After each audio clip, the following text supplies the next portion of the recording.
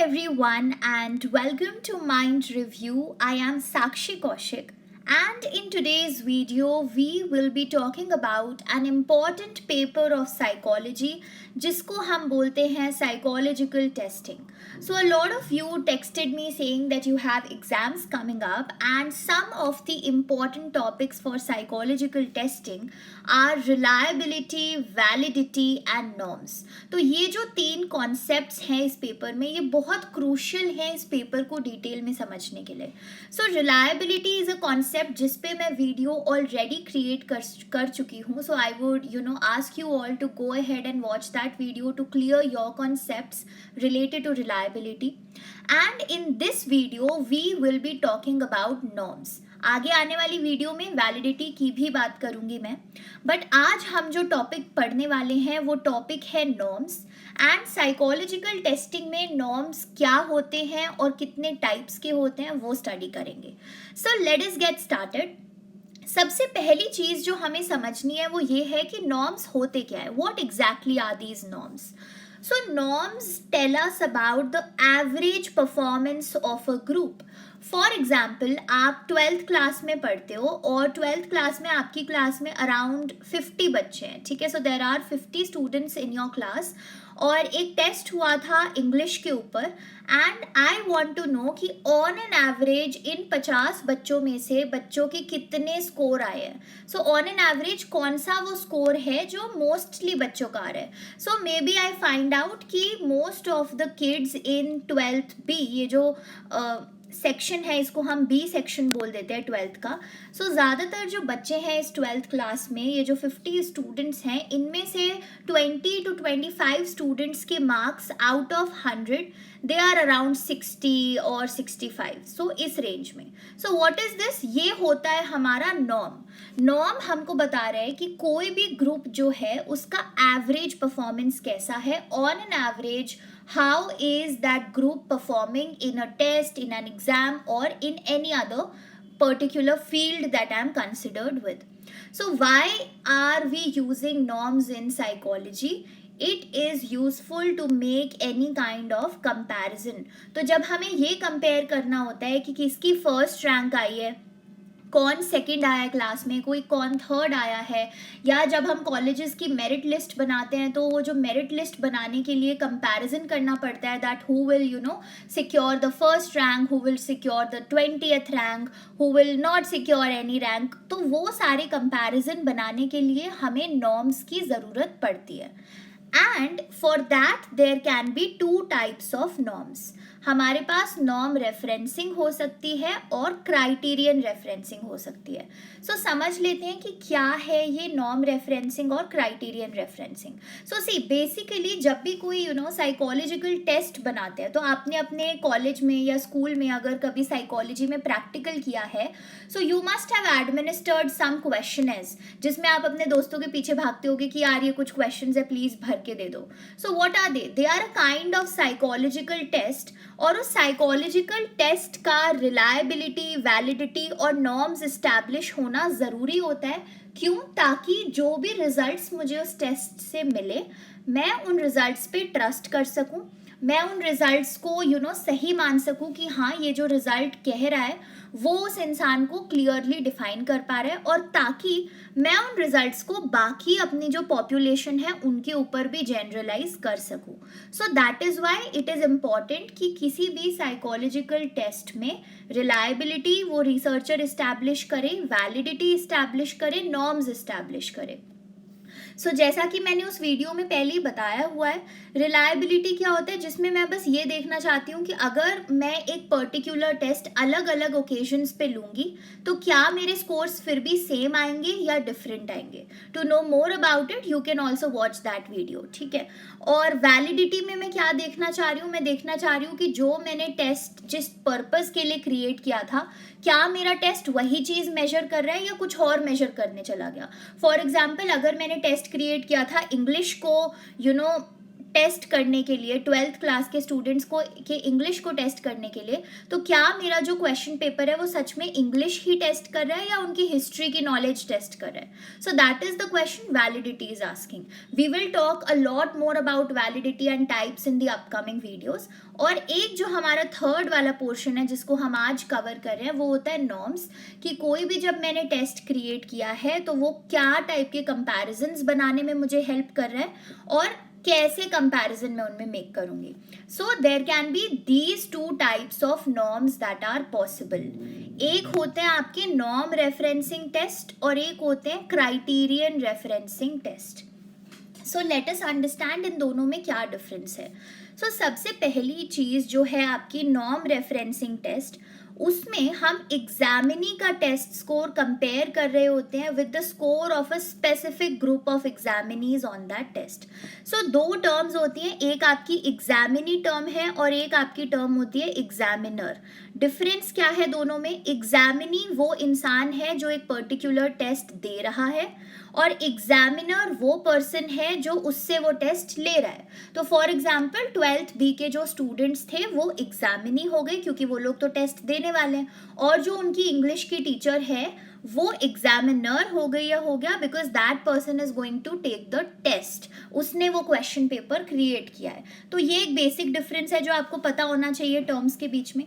तो norm referencing में मैं क्या कर रही हूँ कि ये जो मेरे एग्जामिनी है, ये जो मेरे स्टूडेंट्स हैं, उनके क्या स्कोर आ रहे हैं, उनके स्कोर को मैं कंपेयर कर रही हूँ उन लोगों के स्कोर के साथ जो और लोग टेस्ट दे रहे हैं. तो बेसिकली फॉर एग्जाम्पल मास्टर्स के एंट्रेंस एग्जामिनेशंस होते हैं, लाइक दिल्ली यूनिवर्सिटी में होते हैं, टिस्ट में होते हैं. There are a lot of other universities जो साइकोलॉजी के लिए मास्टर्स प्रोग्राम में एंट्रेंस एग्जामिनेशंस रखती है. सो उस एंट्रेंस एग्जामिनेशन की एक मेरिट लिस्ट बन के आती है कि कितने बच्चे सेलेक्ट हुए, उनका नाम होता है इसमें अकॉर्डिंग टू देयर रैंक्स. सो उसमें हम लोग क्या कर रहे हैं, वो एक टाइप का नॉर्म रेफरेंसिंग टेस्ट है मास्टर्स एंट्रेंस. व्हाई? बिकॉज उस एग्जाम में बैठने वाला, सपोज आप एक इंडिविजुअल हो and there are 100 more people who are sitting in that test. So यहाँ पे हो क्या रहा है कि आपका जो स्कोर है उस टेस्ट पे, आपके स्कोर को कंपेयर किया जा रहा है with all those 100 other people जो लोग टेस्ट में बैठे थे आपके साथ. ठीक है, तो उस कंपैरिजन के बेसिस पे ये मेरिट लिस्ट बनाई जा रही है कि अगर आपका स्कोर उनसे ज़्यादा है तो आपकी रैंक उनसे ज़्यादा हो जाएगी, उनसे कम है स्कोर तो आपकी रैंक उनसे कम हो जाएगी.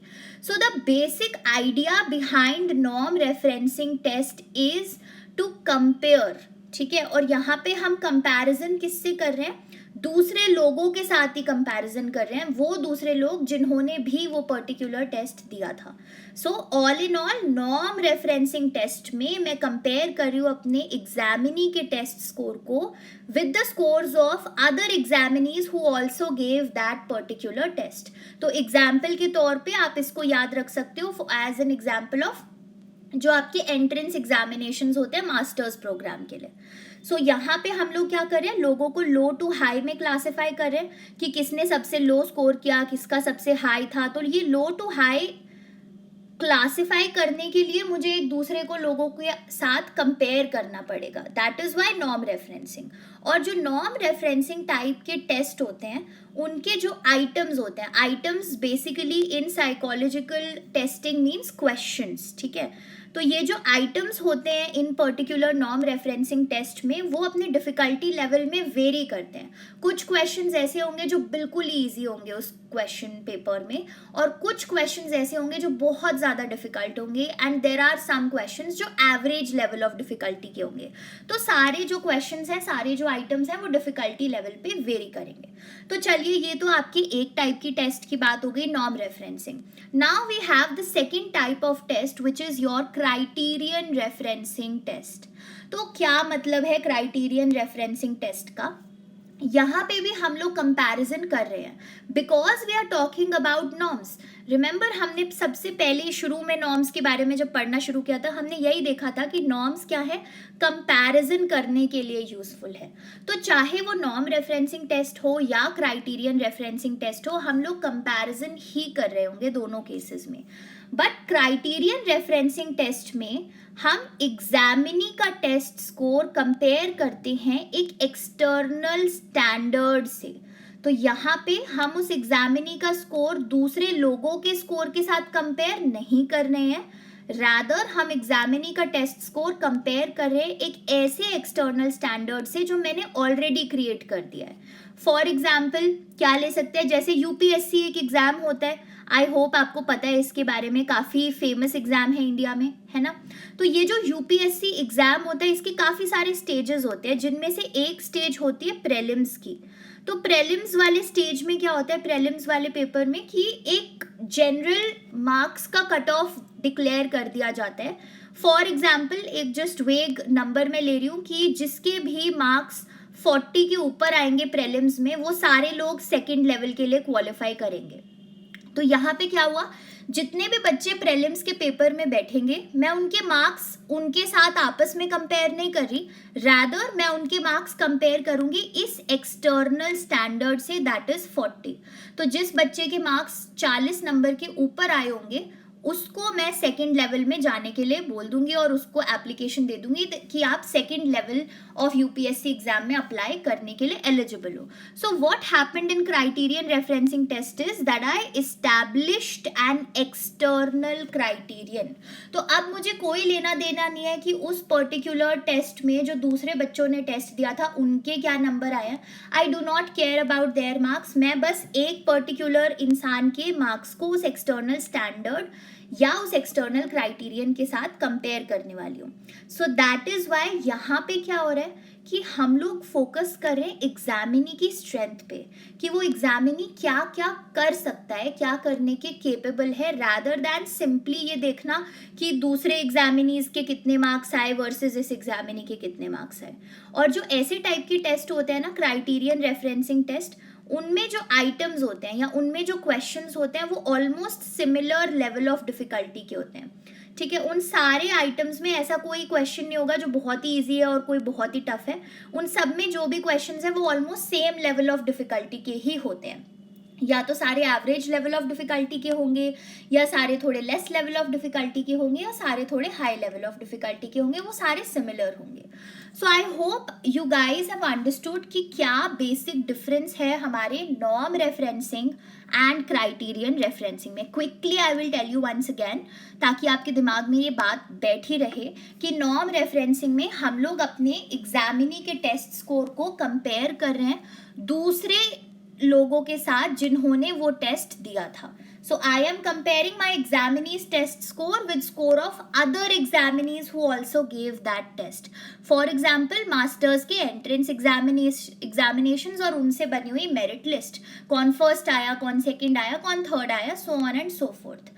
क्राइटेरियन रेफरेंसिंग में ऑन दी अदर हैंड मैं एग्जामिनी के टेस्ट स्कोर को कंपेयर कर रही हूँ एक ऐसे क्राइटेरियन से जो मैंने पहले ही इस्टेब्लिश कर दिया है। तो एक ऐसे क्राइटेरियन या एक ऐसे standard say that have already established.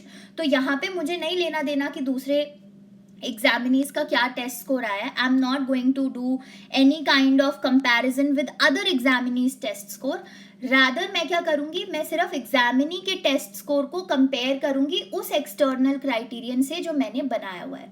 तो जैसे हमने डिस्कस किया कि यूपीएससी का प्रीलिम्स एग्जाम है, तो उसमें जिन बच्चों के 40 नंबर से ऊपर आएंगे वो लोग उस पर्टिकुलर स्टेज को या लेवल को क्वालिफाई करेंगे। तो वहाँ पे मैं सिर्फ उस एक्सटर्नल क्राइटेरियन जो कि 40 नंबर है उससे कंपेयर करूंगी। सो that is all about your norms, और जो कि आप थोड़ा एक बेसिक नॉलेज अपने माइंड में रख सकते हो related to norms. That is an important concept in psychological testing. So know about the definition of norms, यहाँ पे क्या काम करते हैं norms, and these two types of test, norm referencing test and criterion referencing test.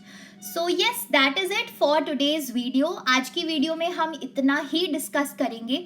अगली video जो मैं upload करूंगी, I will be talking about validity and the types of validity that we have. तो criterion validity, concurrent validity, predictive validity, उन सब चीज़ों के बारे में बात कर रहे होंगे. तो make sure you subscribe to the channel of Mind Review and also click on the bell icon, ताकि जब भी मैं वो वीडियो अपलोड करूँ आपके पास नोटिफिकेशन आ जाए और अपनी पढ़ाई करने की मोटिवेशन भी आ जाए. So till then, have a very good day. Take care of yourself, keep studying and keep loving psychology. Bye bye everyone.